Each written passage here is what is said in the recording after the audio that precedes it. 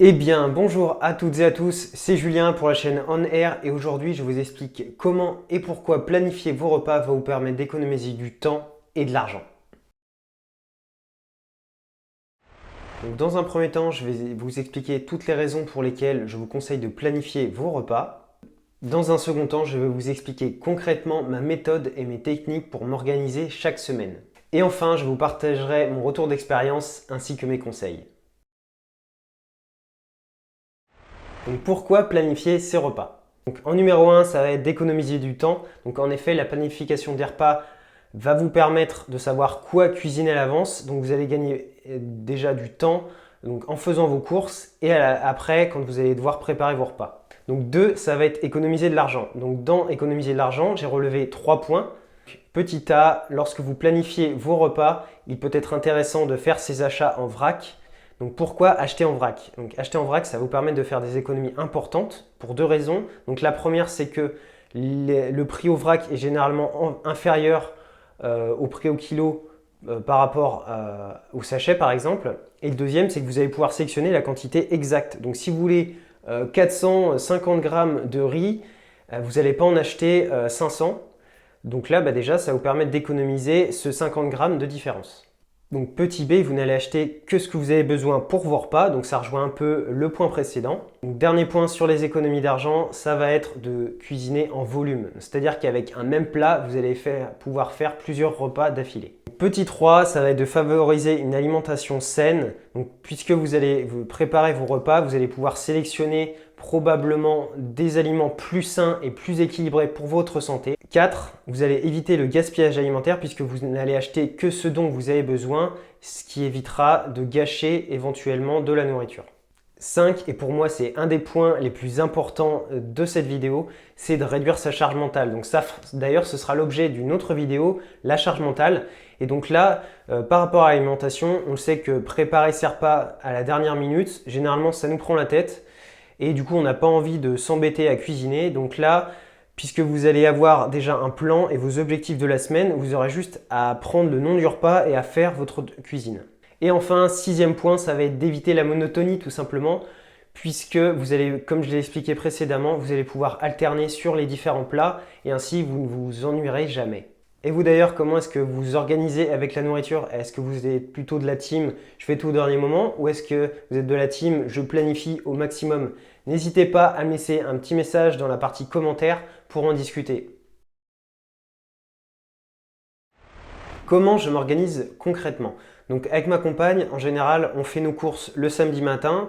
Donc juste avant d'aller faire les courses, on va se poser ensemble sur une table et on va se dire déjà, tiens, qu'est-ce qu'on a envie de manger cette semaine? Donc la première étape, ça va être tout d'abord de vérifier tout ce qu'on a dans nos placards. Donc s'il vous reste par exemple des surgelés au congélateur, s'il vous reste des conserves et si vous avez encore des restes de repas de la semaine qui précède. Ensuite, une fois qu'on a ça, chacun va suggérer ses envies de plats. Donc on n'a pas nécessairement envie d'avoir les mêmes plats. Donc là, on va se mettre d'accord. Et ensuite, donc ça, il faut que je vous avoue, c'est pas évident au départ parce que quand vous démarrez de zéro, vous n'avez pas spécialement d'idée de repas à faire. Donc ce que je vous suggère, c'est d'aller sur internet tout simplement et vous tapez repas simples et rapides et sains par exemple et vous allez trouver toute une liste de recettes déjà toutes faites. Donc ensuite, on va venir écrire tous les plats de la semaine, donc le midi et le soir. Le matin, on n'a pas spécialement besoin parce que on a notre routine, on connaît nos petits déjeuners. Et vous avez plein de méthodes différentes qui existent. Donc vous avez soit le tableau papier comme nous on fait actuellement, vous avez aussi des ardoises, des tableaux effaçables, etc. Donc quatrième étape, ça va être de relever tout simplement les ingrédients nécessaires à la préparation de ces recettes. Donc là, hop, vous ouvrez une liste, donc soit papier, soit sur votre téléphone, et vous listez les ingrédients un par un. Et ensuite, cinquième étape, eh bien, vous allez faire vos courses. Donc soit vous allez dans le supermarché directement et vous avez juste à suivre votre liste de courses. Et petit conseil, quand vous faites vos courses, allez-y le ventre plein et non vide parce que si vous y allez et que vous avez faim, vous allez craquer, vous allez acheter quelque chose qui n'est pas sur votre liste.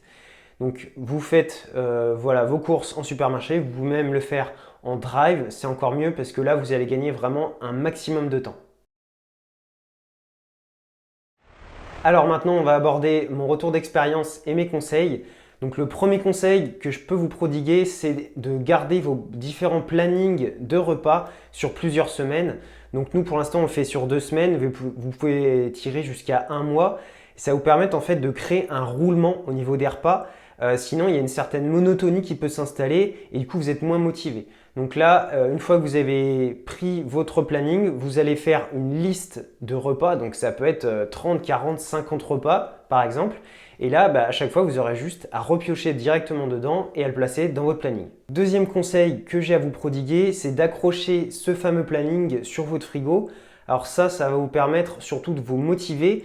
Et vu que vous l'aurez toujours sous les yeux, puisque généralement le frigo, on y passe quand même très régulièrement puisqu'il est dans la cuisine, donc ça va vous permettre de vous motiver et de ne plus avoir à vous poser la question sur ce que vous allez devoir préparer pendant la semaine. Donc généralement dans ce planning, vu qu'on fait nos courses le samedi, on le démarre à partir du dimanche jusqu'au vendredi d'après. Donc là, à ce moment-là, on va faire des repas donc plutôt maison sur le début de la semaine et sur la fin de la semaine. Vu qu'il nous restera moins de choses, on peut se prévoir soit des repas en sortie, c'est-à-dire des sorties au restaurant avec des amis par exemple, ou des restes. Pour la catégorie reste, c'est-à-dire que nous ne mangeons pas tout, et donc on va mettre ça dans une boîte et on pourra le récupérer donc, pour les repas d'après, ou alors on veut tout simplement le mettre au congélateur et on mangera pour plus tard. Ce que je vous conseille aussi, c'est de voir ce planning non pas comme une obligation, mais plutôt comme un cap à suivre sur la semaine. En tout cas, c'est notre manière de voir avec ma compagne.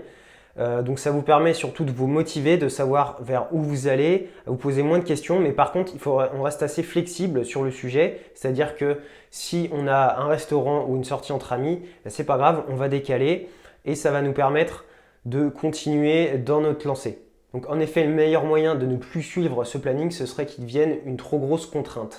J'espère que cette vidéo t'a plu et qu'elle t'a donné des super idées pour faire des nouveaux repas et t'organiser au mieux dans ton planning. C'était Julien pour la chaîne On Air. Ciao!